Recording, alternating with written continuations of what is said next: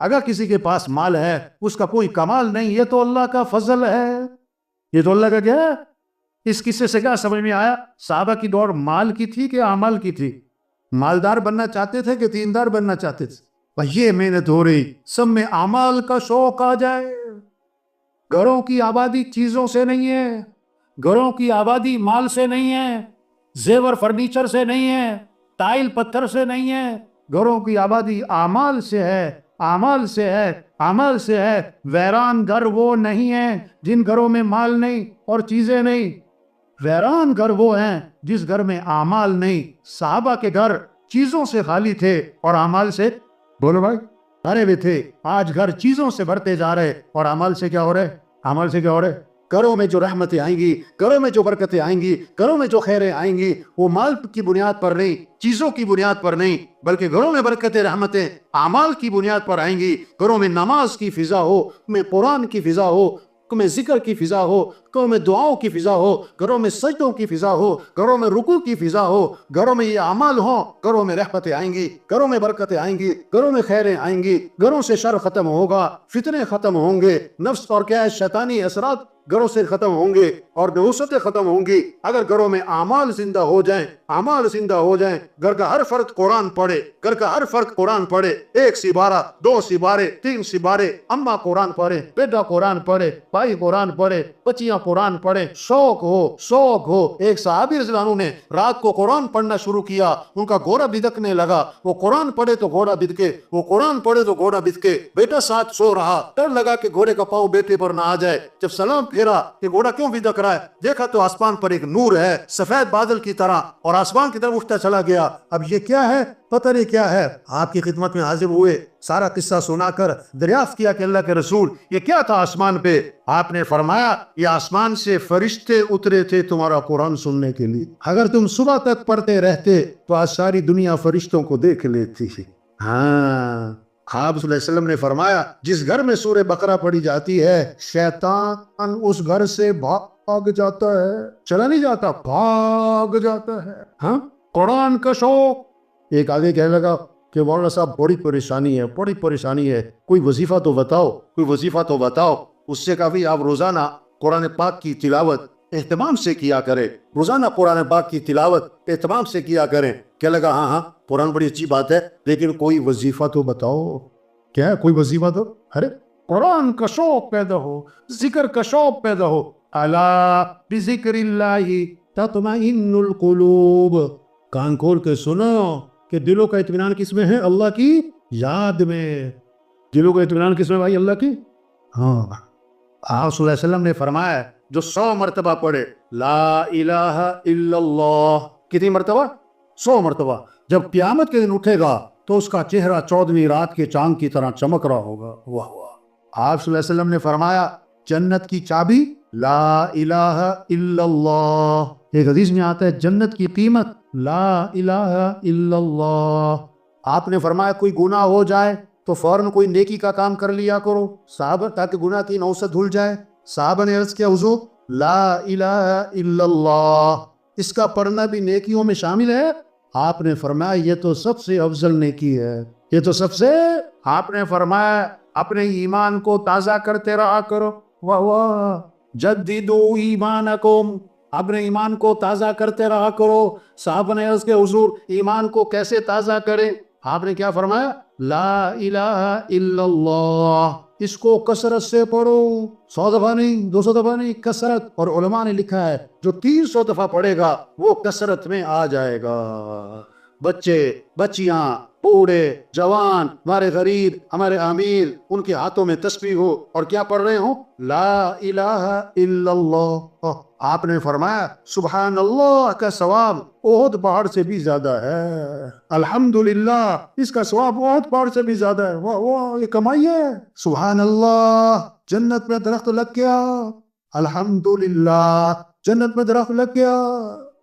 آپ صلی اللہ علیہ وسلم نے فرمایا کیسی خوبصورت حدیث ہے، کمال کے الفاظ ہیں، کلمتانی خفیفتانی علی اللسانی ثقیلتانی فی المیزان حبیبتانی الی الرحمن سبحان اللہ وبحمدہ سبحان اللہ العظیم۔ 2 کلمے ہیں جو زبان پر بہت ہلکے ہیں اور قیامت کے دن ترازو میں بڑے وزنی ہیں اور اللہ کو بڑے محبوب ہیں، وہ کیا ہے؟ سبحان اللہ و بحمدہ سبحان اللہ العظیم، سبحان اللہ و بحمدہ سبحان اللہ العظیم۔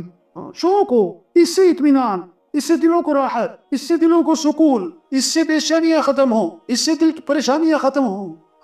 آپ صلی اللہ علیہ وسلم فجر کی نماز کے لیے تشریف لے جا رہے ہیں اور حضرت جویریہ رضی اللہ عنہا مصلی پر بیٹھی ذکر کر رہی ہیں۔ اس کا مطلب کیا ہوا؟ خامن صبح جب فجر میں مسجد میں جائے تو بیوی کہاں پر ہو؟ مصلی پر ہو۔ اور آپ صلی اللہ علیہ وسلم فجر کے بعد واپس تشریف نہیں لائے، اشراق کے بعد نہیں آئے۔ حدیث کے الفاظ ہیں رجع بعد ان اضحی، چاشت کے بعد جب سورج میں تیزی آ گئی، کم از کم 2.5-3 گھنٹے آپ واپس تشریف لائے تو حضرت جویریہ رضی اللہ عنہا اسی طرح مصلی پر بیٹھی ذکر کر رہی ہیں۔ آپ نے وضاحت فرمائی، جویریہ میں جب سے گیا ہوں اس وقت سے اب تک تم ذکر کر رہی ہو؟ عرض کیا جی ہاں حضور، اس وقت سے اب تک میں ذکر کر رہی ہوں۔ وہ جب اللہ سے تعلق ہوگا، جب اللہ سے محبت ہوگی، جب اللہ کی عظمت ہوگی، اب زبانوں پر کس کا نام ہوگا؟ اللہ۔ اب ذکر میں لذت، ذکر میں حلاوت، ذکر میں اطمینان، وقت کے گزرنے کا احساس نہیں۔ اب آپ کو پتا تھا کہ اتنا لمبا ذکر ہر مسلمان تو نہ کر سکے گا، آپ نے کام آسان فرمایا کہ جویریہ میں نے تمہارے بعد کیا ہے 4 کلمات 3 مرتبہ کہے، اس کا جو اجر ہے نا تمہارے صبح سے اب تک کے ذکر سے زیادہ ہے۔ کیا؟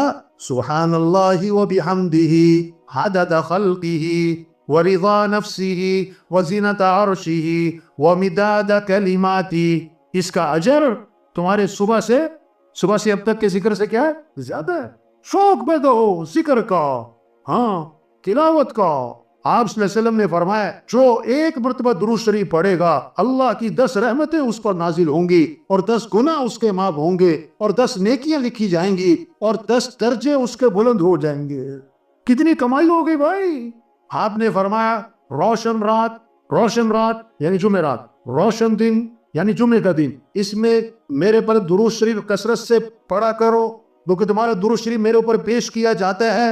اور آگے عجیب بات فرمائی، خدا جو میرے پر درود بھیجے گا میں اس کے لیے دعا بھی کروں گا، استغفار بھی کروں۔ ایک حدیث میں آتا ہے، آپ نے فرمایا جو آدمی میرے پر درود شریف پڑھتا ہے، درود شریف بھیجتا ہے، جب تک وہ درود شریف پڑھتا رہتا ہے اس وقت تک اللہ کے فرشتے اس کے لیے رحمت کی دعا کرتے رہتے ہیں۔ آگے فرمایا اب اس کی مرضی ہے درود شریف تھوڑا پڑھے یا زیادہ پڑھے۔ ایک صحابی آئے، عرض کیا اللہ کے رسول میں نے ذکر کا وقت طے کیا، دعا کا وقت طے کیا، اس میں سے کتنا وقت درود شریف کو دے دوں؟ پھر خود ہی عرض کیا حضور 1/4 وقت درود شریف کو دے دوں؟ فرمایا ٹھیک ہے لیکن درود شریف زیادہ کر لو تو بہتر ہے۔ حضور 1/3 وقت درود شریف کو دے دوں؟ فرمایا ٹھیک ہے لیکن درود شریف زیادہ کر لو تو بہتر ہے۔ حضور آدھا وقت درود شریف کو دے دوں؟ فرمایا ٹھیک ہے لیکن زیادہ کرو تو بہتر ہے۔ حضور میں 2/3 وقت درود شریف کو دے دوں؟ فرمایا ٹھیک ہے لیکن درود شریف اور زیادہ کرو تو بہتر ہے۔ انہوں نے عرض کیا حضور پھر میں ایسا کرتا ہوں میں سارا وقت درود شریف ہی پڑھتا رہوں گا۔ آپ نے فرمایا اذن تکفا ہمک ویغفر ذنبک، اگر تم ایسا کرو گے تمہاری ساری پریشانیاں دور کر دی جائیں گی اور تمہارے سارے گناہوں کو معاف کر دیا جائے گا۔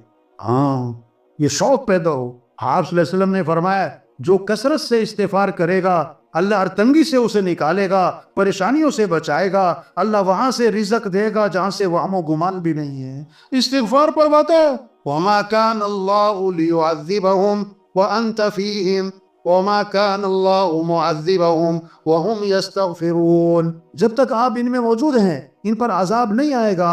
اگر آپ دنیا سے تشریف لے گئے تو جب تک یہ استغفار کرتے رہیں گے ان پر عذاب نہیں آئے گا۔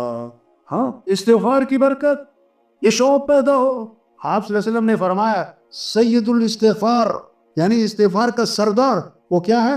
اللہم انت ربی لا الہ الا انت خلقتنی وانا عبدک وانا علی عہدک ووعدک ما استطعت اعوذ بک من شر ما صنعت ابوء لک بنعمتک علی وابوء بذنبی فاغفر لی فإنه لا يغفر الذنوب الا انت۔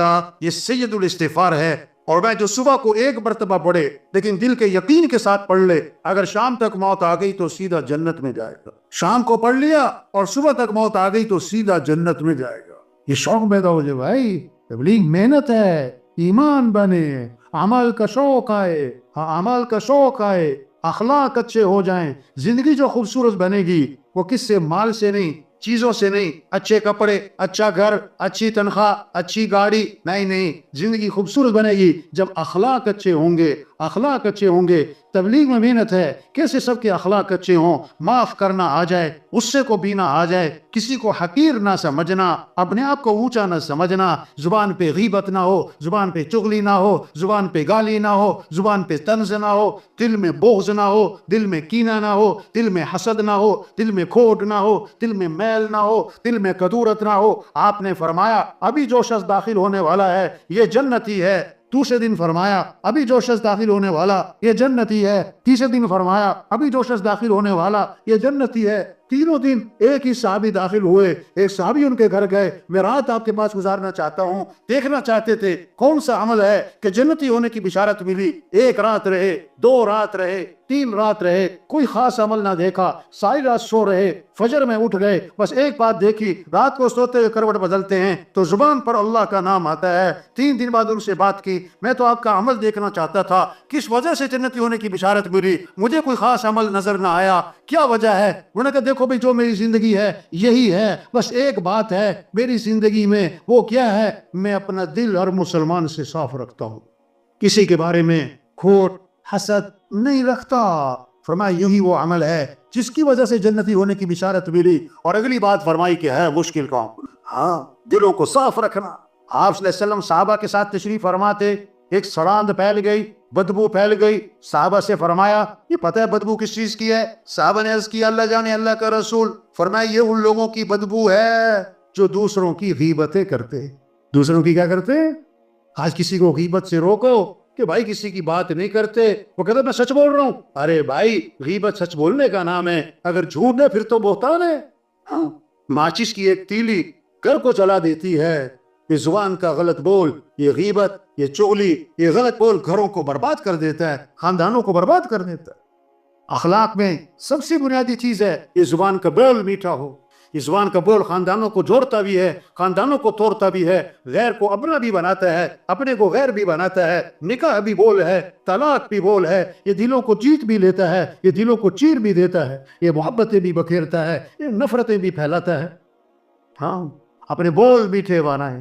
تبلیغ میں جب ایمان بنے گا پھر اخلاق بنیں گے۔ کامل ایمان والا کون؟ کہ جس کے اخلاق اچھے ہوں۔ سب سے زیادہ وزنی چیز قیامت کے دن ترازو میں وہ آدمی کے حسن اخلاق ہوں گے، حسن اخلاق ہوں گے۔ فرمایا آپ نے جنت میں میرا قرب اسے ملے گا جس کے اخلاق اچھے ہوں گے، جس کے اخلاق اچھے ہوں گے۔ اخلاق کیا ہیں؟ سل من قطعک، جو رشتہ توڑے تم رشتہ جوڑو، واعف عمن ظلمک، جو ظلم کرے تو اسے معاف کرو، احسن الی من اساء الیک، جو برائی کرے بدلہ اچھائی سے دے دو، آتی من حرمک، جو نہیں کھلاتا کہ اسے کھلاؤ، جو نہیں پوچھتا کہ اسے پوچھو، جو نہیں آتا کہ اس کے پاس جاؤ۔ یہ اخلاق ہے۔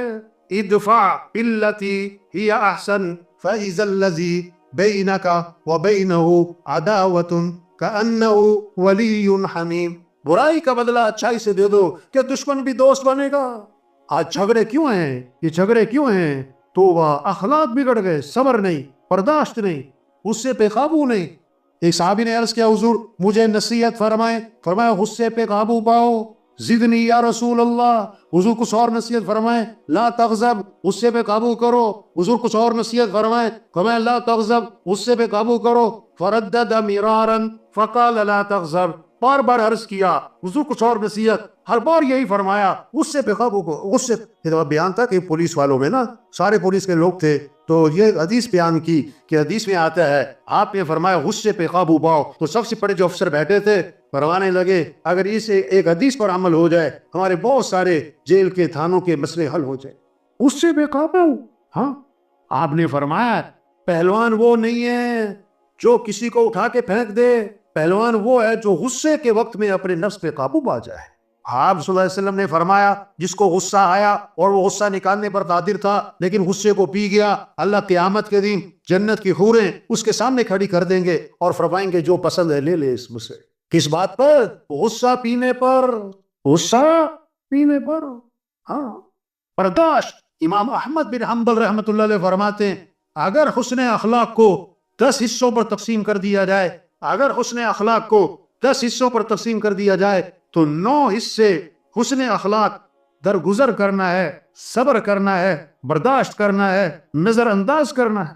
دین سیکھنے سے آتا ہے، دین پوری زندگی ہے۔ ایک بچہ اپنے والد کے ساتھ جا رہا ہے، آپ صلی اللہ علیہ وسلم نے فرمایا یہ تمہارے ساتھ کون ہیں؟ کہ حضور میرے والد ہیں۔ فرمایا ان کے آگے آگے نہ چلنا، ان کا نام لے کے نہ پکارنا، ان سے پہلے مت بیٹھنا۔ اسلام ایک خوبصورت زندگی کا نام ہے۔ یہ محنت ہو رہی تبلیغ میں، ہر مسلمان دین کو سیکھے، اسلام کو سیکھے، اعمال کے فضائل کو سیکھے، تاکہ اعمال کا شوق پیدا ہو، گھروں میں تعلیم ہو، مسجدوں میں تعلیم ہو، تعلیم کے حلقے ہوں، ہر مسلمان تعلیم کے حلقے میں بیٹھے، اعمال کے فضائل کو سنے تاکہ اعمال کا شوق پیدا ہو جائے، گناہ کے نقصان کو سنے تاکہ گناہوں سے نفرت پیدا ہو جائے۔ آج مال کا نفع جانتے ہیں، چیزوں کا نفع جانتے ہیں، اس لیے چیزوں کا شوق ہے، اعمال کا نفع نہیں جانتے، اس لیے اعمال کا شوق نہیں ہے۔ حضور صلی اللہ علیہ وسلم نے اعمال کا شوق دلایا ہے، اعمال کا نفع بتلایا ہے۔ تبلیغ میں یہ محنت ہو رہی، کیسے یہ بات دلوں میں اتر جائے کہ زندگی مال سے نہیں بنتی، زندگی اعمال سے بنتی ہے۔ کامیابی کا تعلق مال سے نہیں ہے، کامیابی کا تعلق اعمال سے ہے۔ اللہ کی جو مدد ہے مال والوں کے ساتھ نہیں ہے، اللہ کی مدد اعمال والوں کے ساتھ ہے۔ اللہ نے مال سب کو نہیں دیا، اعمال سب کو دیے ہیں۔ ہر آدمی مال والا نہیں بن سکتا، ہر آدمی اعمال والا بن سکتا ہے۔ سرمایہ وہ نہیں ہے جو موت پر چھوٹ جائے، سرمایہ وہ ہے جو موت پر ساتھ جائے۔ مال ساتھ نہیں جائے گا، اعمال ساتھ جائیں گے۔ سرمایہ مال نہیں ہے، سرمایہ اعمال ہے۔ سرمایہ دار مال والا نہیں ہے، سرمایہ دار اعمال والا ہے۔ سرمایہ دار اعمال والا ہے، یہ جس کے پاس اعمال نہیں ہے۔ یہ فقیر کون ہے؟ جس کے پاس مال نہیں؟ نہیں، فقیر وہ جس کے پاس اعمال نہیں۔ یہ قبر کا فقیر ہے، یہ قیامت کا فقیر ہے، یہ آخرت کا فقیر ہے۔ صحابہ کے پاس مال نہیں، اعمال تھے۔ صحابہ میں مال کا نہیں، اعمال کا شوق تھا۔ ہر صحابی مالدار نہیں، دیندار بننا چاہتا، عمل والا بننا چاہتا۔ صحابہ کی جو دوڑ لگی ہوئی تھی مال میں آگے بڑھنے کی نہیں تھی، اعمال میں آگے بڑھنے کی تھی۔ غریب صحابہ اکٹھے ہوئے اور حضور صلی اللہ علیہ وسلم میں حاضر ہوئے اور آ کر ایک مقدمہ لائے کہ حضور کیا ہوا کہ حضور یہ مالدار بھائی ہم سے آگے نکل رہے، ہم پیچھے رہ گئے۔ وہ کیسے بھائی؟ وہ نماز پڑھتے ہیں، ہم نماز پڑھتے ہیں، برابر ہے۔ وہ روزہ رکھتے ہیں، ہم روزہ رکھتے ہیں، برابر ہے۔ ان کے پاس مال ہے، یہ اللہ کے راستے میں خرچ کرتے ہیں۔ یہ کیا ہے؟ یہ غلاموں کو آزاد کرتے ہیں، خرید کے آزاد کرتے ہیں۔ ہمارے پاس مال کوئی نہیں، ہم اللہ کے راستے میں خرچ نہیں کر سکتے۔ تو خرچ کرنے کے عمل میں یہ ہم سے آگے نکل رہے، یہ پریشانی لے کر آئے۔ آپ نے فرمایا میں تمہیں ایسا عمل بتلاتا ہوں جو اس عمل کو کرے گا اس سے آگے کوئی نکل نہیں سکے گا، اتنا اجر کمائے گا اس کے برابر کوئی پہنچ نہ سکے گا۔ وہ کیا ہے؟ فرض نماز کے بعد 33 مرتبہ سبحان اللہ، 33 مرتبہ الحمدللہ، 34 مرتبہ اللہ اکبر جو یہ پڑھے گا اس کے برابر کوئی پہنچ نہیں سکے گا۔ اب غریب صحابہ بڑے خوش ہو گئے، واہ واہ، ایسا عمل ہاتھ آ گیا، ہمارے برابر کوئی نہیں پہنچ سکتا۔ اب مسجد میں گئے، نماز پڑھی نا تو بیٹھ گئے، اب جناب تسبیح کر رہے۔ اب اس زمانے کے جو مالدار تھے انہیں بھی شوق کس کا تھا؟ انہیں بھی شوق کس کا تھا؟ عمل کا۔ انہوں نے پتا کیا بھی یہ سارے بیٹھے کیا کر رہے ہیں، تو انہیں پتہ لگ گیا اس تسبیح کا، تو انہوں نے بھی یہ تسبیح شروع کر دی۔ اب غریب صاحبہ پھر پریشان، دوبارہ آپ کی خدمت میں حاضر ہوئے، آ کے عرض کی اللہ کے رسول وہ تو مالدار بھائیوں کو پتہ لگ گیا اس تسبیح کا، انہوں نے بھی شروع کر دی، وہ تو پھر ہم سے آگے نکل گئے۔ تو آپ نے پتہ کیا فرمایا؟ ذالک فضل اللہ یؤتیہ من یشاء، یہ تو پھر اللہ کا فضل ہے، اللہ جسے چاہے عطا فرماتا۔